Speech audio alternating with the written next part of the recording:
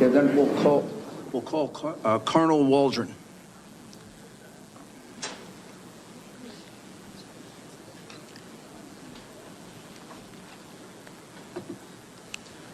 And if you don't mind, if I can interrupt and ask him a few questions, I can probably get it directed. It's good for me to do that because I don't understand it, so. I'm only kidding. Colonel, please introduce yourself. Good afternoon, Senator, Colonel, and gentlemen, ladies. My name is Phil Waldron. I'm a retired Army Colonel, 30 years. Spent the first half of my career just like Colonel Mastriano here as a cavalry officer conducting armed reconnaissance, counter reconnaissance.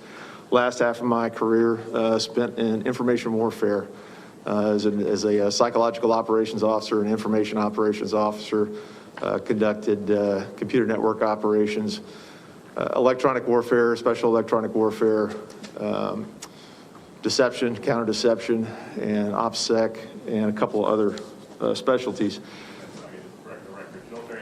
Sir, You still got a Stetson in his purse. So I spent all of my time as an operations officer. My perspective looking at this this problem set is how to break in, how to break it, how to destroy it, how to manipulate it.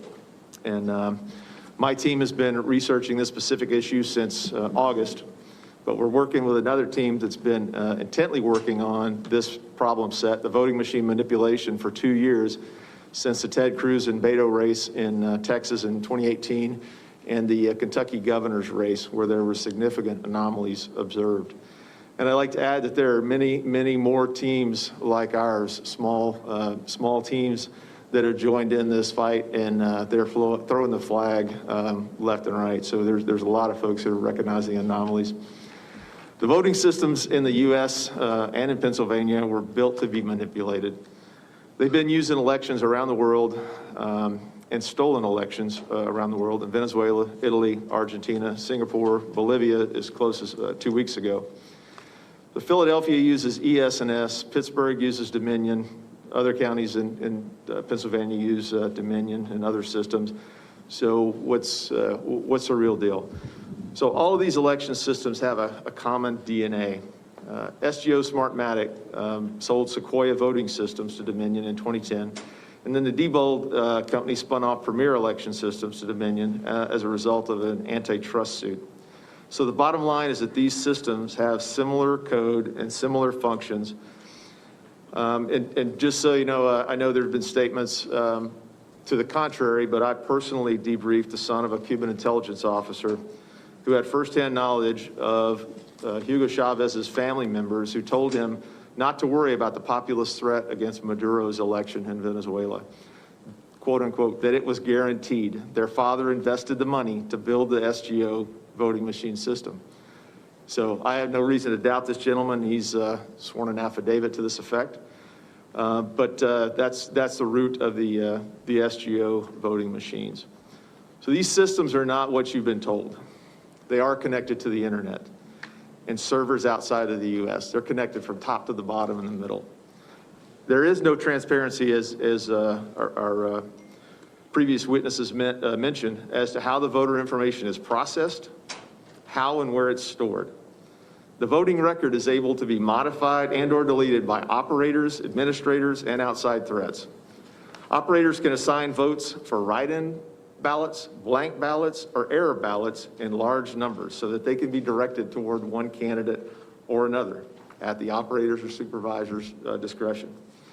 And many experts have published how easily these machines can be hacked to manipulate votes. As a matter of fact, one of our white hat hackers previously discovered a malware that's present on the servers that captures every login and every password of every operator down to the precinct level that logs into one of these systems. It's just like giving the password to your bank account out, putting it on the dark web. It's not going to be there very long. And just so you probably are all aware, on 30 September, an election storage facility was robbed in your state. 30 USB devices were stolen and a laptop. Those USB devices more than likely had encryption devices, And you've just heard another previous witness talk about the non-standard use of the USB storage devices. So these systems, in a nutshell, allow authorized and unauthorized users to cancel votes, shift votes, preload votes, vote blank ballots, all in real time and in large numbers. They're connected from the top to the bottom. So one bad actor or a team of bad actors can have equally negative inputs. It's been described by another person in another state that we're working with, just like the lotto. Whoever organizes the lotto is always going to win. It's controlling the numbers and it's controlling the margins. Our experts and other academics believe that up to 1.2 million Pennsylvania votes could have been altered or fraudulent. This is what we discovered in the last 22 days. Really, only a detailed forensic analysis of the actual machines and software will truly show how many Pennsylvania citizens have had their civil rights violated.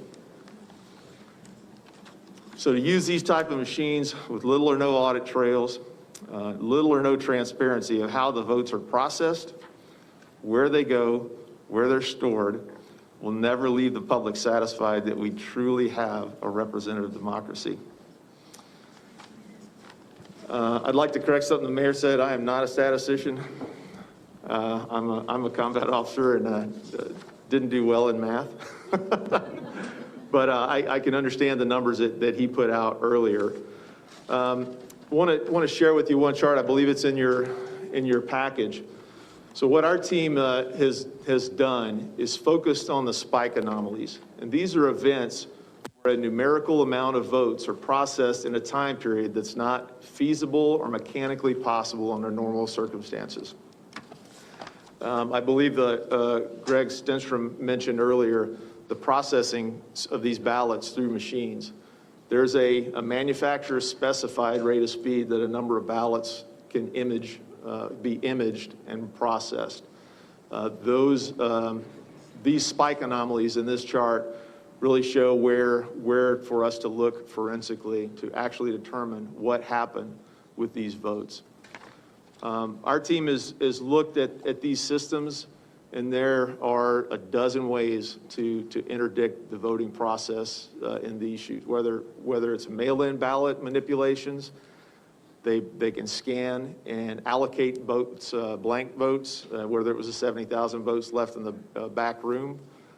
There's just lots of ways to interdict these systems.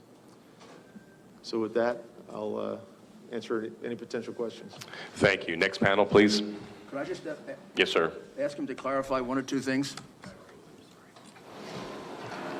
When we look at this Pennsylvania fixing the vote chart that they all have, could you explain at the very beginning what that line means, Biden injection? So at the very beginning of the chart, where there's a circle, it says on election day. What that indicates is there is a spike in loaded votes, 337,000 plus or minus some votes that were added in there in one big batch. So that was an anomaly in the reporting. Normally you would expect to see a smooth curve going up, not any big spikes. That's kind of what Greg was talking about, the anomalies of loading and uploading those votes. So that big spike that occurs there is a prime indicator of fraudulent voting. And that's 604,000 votes in 90 minutes, is that right? Correct. This is 337 votes, 337,000 votes in that In that period of time? Yes. And when you look at this entire curve with all these spikes, can you calculate how much of a vote that accounted for Biden and how much for Trump? Close to 600,000. I think our figures were about 570 some odd thousand that all those spikes represent over time. For Biden? Correct. And how much for Trump? I think it was a little over 3,200.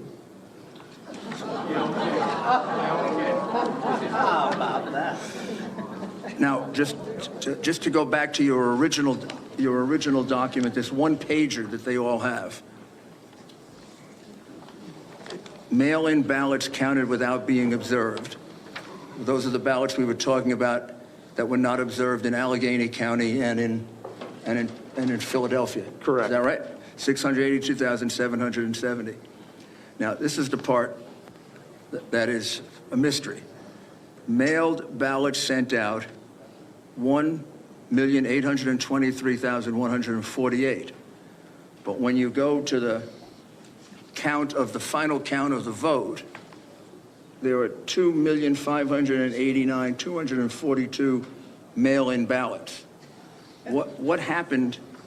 How do you account for the 700,000 mail-in ballots that appeared from nowhere? So our cyber team uses white hat hacking techniques. They gather a lot of publicly available information, and that information was from the Secretary of State's website. That website has been updated as late as 11/16 this morning with provisional and mail-in ballots, so those numbers are still changing. They changed last night, so it's a continual target. This is 22 days after the election. That number, the 2.5 million number is no longer on the website. Just been taken off? It's not there anymore. Is there any explanation for why it's been taken off? There was no annotations. But has there been a change made in the 2,589,242 mail-in votes that have been counted in the total vote? I'd have to check the Secretary of State's website as of. And could you also after check and see, 11/16. is there any change in the 1,823,148 ballots that were sent out? The mailed out ballots number seems to be holding steady. And was there any other method of producing ballots other than sending them out? Not that we're aware of, unless as previous witnesses have testified that the potential for multiple ballot counts. So ballots could have been And have you ever counted gotten a twice. chance to examine any of these ballots? No, that would be part of the forensic process. One suggestion, whoever does the analysis is using paper and ink analysis with a micro photo spectrometer that would analyze the ink on those ballots to see if they were mass produced. More news now from Fox continues.